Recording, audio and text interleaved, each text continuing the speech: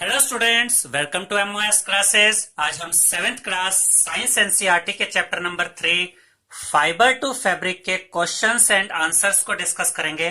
तो question number 1 है, you must be familiar with the following nursery rhymes. आपने ये नर्सरी राइम्स सुनी होंगी। फर्स्ट राइम जो हमें यहाँ पर दी गई है वो है baa baa black sheep have you any wool.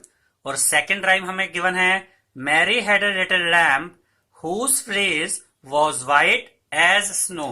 और आगे कहा गया है आंसर द फॉलोइंग। अब इन्हीं दो राइम से रिलेटेड क्वेश्चन दिए गए हैं हमें और हमें उनके आंसर देने हैं।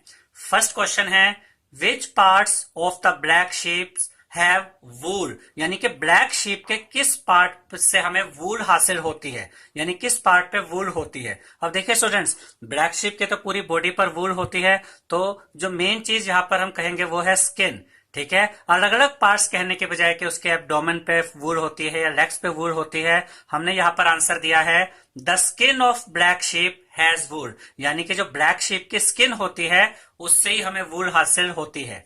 सेकंड क्वेश्चन है इसमें what is meant by the white fleece of the lamb. देखिए जो सेकंड राइम थी उसमें क्या कहा गया था, Mary had a little lamb whose fleece was white as snow।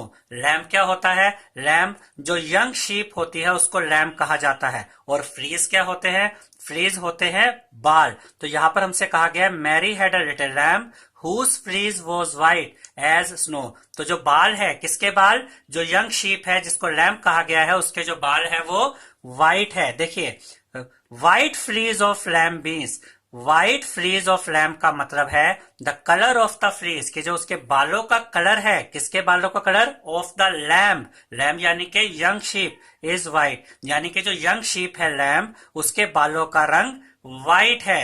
अब हम क्वेश्चन नंबर सेकंड पढ़ेंगे। सेकंड क्वेश्चन में कहा गया है the silk worm is, A part में गिवन है कैटरपिलर और बी पार्ट में गिवन है a larva. Choose the correct option. और हमें यहां पर 4 ऑप्शन दिए गए हैं जिसमें से करेक्ट ऑप्शन हमें चूज करना है। फर्स्ट ऑप्शन कहता है कि सिर्फ ए पार्ट ही करेक्ट है, यानी कि सिल्क वॉर्म सिर्फ कैटरपिलर है। सेकंड ऑप्शन में कहा गया है बी पार्ट करेक्ट है, यानी कि सिल्क वॉर्म सिर्फ लार्वा है।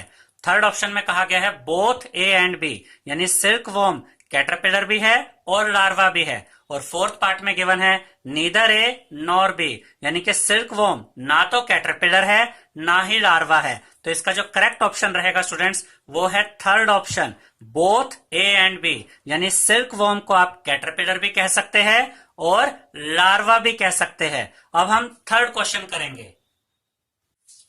थर्ड क्वेश्चन में हमसे कहा गया है which of the following does not yield wool. हमें यहाँ पर 4 एनिमल्स के नाम गिवन है स्टूडेंट्स, हमें बताना है कि इनमें से कौन सा ऐसा एनिमल है जिससे हमें वूल नहीं मिलती। यील्ड का मतलब होता है प्रोडक्शन या फिर किसी चीज को प्रोड्यूस करना। तो इनमें से कौन सा एनिमल है जो वूल प्रोड्यूस नहीं करता या जिससे हमें वूल नहीं मिलती। तो फर्स्ट ऑप्शन है याक, सेकंड ऑप्शन है कैमल, थर्ड ऑप्शन है गोट और फोर्थ ऑप्शन है वूली डॉग। इस चैप्टर के रीडिंग पार्ट में हमने आपको बताया था कि याक से भी हमें वूल मिलती है, कैमल से भी मिलती है, गोट से भी मिलती है, लेकिन वूली डॉग से हमें वूल नहीं मिलती। तो इसमें हमारा जो सही आंसर रहेगा वो है फोर्थ ऑप्शन, यानी कि वूली डॉग, इससे हमें वूल नहीं मिलती है। फोर्थ क्वेश्चन में हमसे कहा गया है what is meant by the following terms. हमें यहाँ पर 3 टर्म्स गिवन है स्टूडेंट्स और हमें इनको एक्सप्लेन करना है या डिफाइन करना है। तो फर्स्ट पार्ट में हमें गिवन है रियरिंग। देखिए रियरिंग का क्या मतलब होता है, rearing means taking care of animals including feeding, grazing, breeding. Rearing means taking care of animals, यानी रियरिंग का मतलब है एनिमल्स की देखभाल करना, उनका पालन पोषण करना। इंक्लूडिंग इसमें क्या क्या शामिल होता है, फीडिंग उन्हें खाना देना, ग्रेजिंग यानी उन्हें घास फूस या पत्तियां खिलाने ले जाना, और ब्रीडिंग, ब्रीडिंग का मतलब है उनकी मेटिंग कराना ताकि उनके नए बेबीज का जन्म हो सके। इसके बाद आता है शेयरिंग। शेयरिंग का मतलब होता है the process of cutting of the woollen fleas of the sheep with a thin layer of skin is called sharing, यानी शीप्स के बालों को काटना with a thin layer of skin, एक पतली सी लेयर ऑफ स्किन के साथ, ये क्या कहलाता है, शेयरिंग कहलाता है। और थर्ड पार्ट है सेरिकल्चर। सेरिकल्चर क्या होता है, the rearing of silk worms for obtaining silk is called sericulture, यानी कि सिल्क हासिल करने के लिए सिल्क वॉर्म्स को पालना क्या कहलाता है? सेरिकल्चर कहलाता है। अब हम क्वेश्चन नंबर 5 करेंगे। फिफ्थ क्वेश्चन में हमसे कहा गया है given below is a sequence of steps in the processing of wool. Wool हासिल करने के लिए जो प्रोसेस होते हैं उसके स्टेप्स यहाँ पर हमें गिवन हैं। Which are the missing steps, इनमें से कुछ स्टेप्स मिसिंग है। एड देम, हमें वो स्टेप्स बताने हैं जो मिसिंग है। तो सबसे पहले शेयरिंग तो हमें ऑलरेडी गिवन है, ये पहला स्टेप होता है। शेयरिंग का मतलब होता है स्टूडेंट्स, जब आप शीप के बाल उतारते हैं with a thin layer of skin, यानी कि पतली सी स्किन लेयर के साथ, तो इस स्टेप को कहा जाता है शेयरिंग। सेकंड स्टेप यहाँ पर मिसिंग है। शेयरिंग के बाद होता है स्काउरिंग, तो सेकंड स्टेप क्या है यहाँ पर? स्काउरिंग। स्काउरिंग का मतलब होता है जो बाल उतारे जाते हैं with a thin layer of skin, उन्हें वॉश किया जाता है ताकि उनकी गंदगी निकल जाए। इसके बाद तीसरा स्टेप यहाँ पर हमें दिया गया है, ये क्या है? सॉर्टिंग। सॉर्टिंग का मतलब होता है कि जो डिफरेंट टेक्सचर वाले बाल होते हैं, यानी डिफरेंट क्वालिटी वाले बाल होते हैं, उनको सेपरेट किया जाता है। इसके बाद चौथा स्टेप यहाँ पर मिसिंग है। तो सॉर्टिंग के बाद क्या आता है? पिकिंग ऑफ बुर्स, और फिर इन बालों में से जो छोटे छोटे बुर होते हैं, जो बहुत छोटे छोटे से धागे होते हैं, उनको अलग कर लिया जाता है। इसके बाद अगला स्टेप भी देखिए मिसिंग है। तो पिकिंग ऑफ बुर के बाद क्या आता है स्टेप? Dying of fibre. फिर इन फाइबर्स को कलर दिए जाते हैं, डिफरेंट कलर दिए जाते हैं। फिर लास्ट स्टेप जो यहाँ पर मिसिंग है वो है मेकिंग ऑफ यार्न, यानी कि इन्हीं फाइबर से फिर धागे बनाए जाते हैं। इसके बाद हम क्वेश्चन नंबर 6 करेंगे। सिक्स्थ क्वेश्चन में हमसे कहा गया है make the sketches of the 2 stages in the life history of the silk moth which are directly related to the production of silk, यानी कि हमें सिल्क मोथ की लाइफ हिस्ट्री में से 2 ऐसे स्टेजेस के स्केच बनाने हैं स्टूडेंट्स जो कि डायरेक्टली रिलेटेड होते हैं प्रोडक्शन ऑफ सिल्क के। तो इसके आंसर में यहाँ पर हमने लिखा है एनसीईआरटी के पेज नंबर 28 पर जाना है आपने। हम अभी आपको दिखाते हैं कि इस पेज 28 पर आपको यहाँ पर डायग्राम्स गिवन है। इनमें से देखिए ये जो डी डायग्राम है इसमें सिल्क वॉर्म दिखाया गया है, यही सिल्क वॉर्म कोकून बनाता है। देखिए यहाँ पर ये ई डायग्राम जो है इसमें यहाँ पर ये कोकून बताया गया है कैसे बनेगा, और उसके बाद एफ डायग्राम में दिखाया गया है कि कोकून की ये लेयर यहाँ पर चारों तरफ बन चुकी है और उसके अंदर यही सिल्क वॉर्म होता है जो पहले प्यूपा में चेंज होता है और उसके बाद सिल्क मोथ में।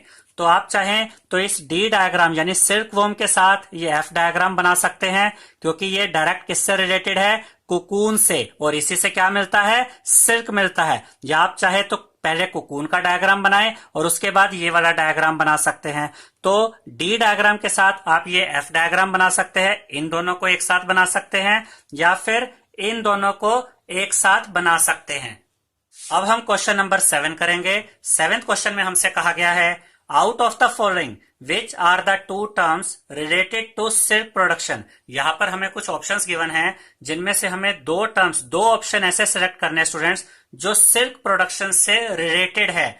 तो फर्स्ट ऑप्शन है सेरिकल्चर, सेकंड ऑप्शन है फ्लोरिकल्चर, थर्ड ऑप्शन है मोरिकल्चर, फोर्थ ऑप्शन है एपीकल्चर और फिफ्थ ऑप्शन है सिल्विकल्चर। तो इनमें से 2 ऐसे ऑप्शन या 2 ऐसे टर्म्स जो कि सिल्क प्रोडक्शन से रिलेटेड है वो है सेरिकल्चर एंड मोरिकल्चर। सेरिकल्चर क्या होता है स्टूडेंट्स? सेरिकल्चर का मतलब होता है सिल्क हासिल करने के लिए सिल्क वॉर्म्स को पालना। इस प्रोसेस को क्या कहते हैं? सेरिकल्चर। तो ये सिल्क प्रोडक्शन से रिलेटेड है, इसलिए ये भी सही ऑप्शन है। उसके बाद सेकंड सही ऑप्शन है मोरिकल्चर।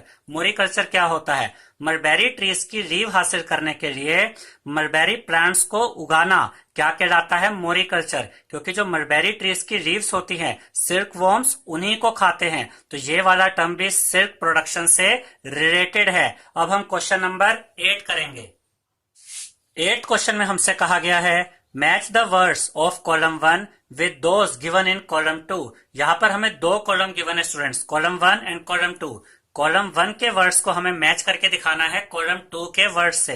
तो कॉलम 1 में जो वर्ड्स हमें गिवन है वो है scouring, mulberry leaves, yak and cocoon, और कॉलम 2 के वर्ड्स हैं yields silk fibres, wool yielding animals, food of silk worm, reading and cleaning sheared skin.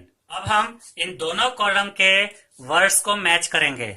तो कॉलम 1 में पहला वर्ड है स्काउरिंग। स्काउरिंग क्या होता है? जब हम शीप्स के बाल निकालते हैं students with a thin layer of skin, फिर उनको जो वॉश किया जाता है उसे हम क्या कहते हैं? स्काउरिंग। तो स्काउरिंग के लिए कॉलम 2 से सही वर्ड है क्लीनिंग शेयर स्किन, जो शेयर स्किन होती है, जो स्किन विद हेयर निकाली जाती है शीप से, उनको क्लीन करना, वॉश करना। उसके बाद है मलबेरी लीव्स। मलबेरी लीव्स क्या होती है? ये वही लीव्स है जो कि सिल्क वॉर्म खाते हैं। तो मलबेरी लीव्स के लिए कॉलम 2 में सही वर्ड है फूड ऑफ सिल्क वॉर्म, यही सिल्क वॉर्म का खाना होती है। फिर थर्ड वर्ड है याक। याक के लिए सही आंसर है वूल यील्डिंग एनिमल्स। यील्डिंग मतलब प्रोड्यूस करना, तो जो याक होता है वो वूल प्रोड्यूस करने वाला एनिमल होता है। फिर है कुकून।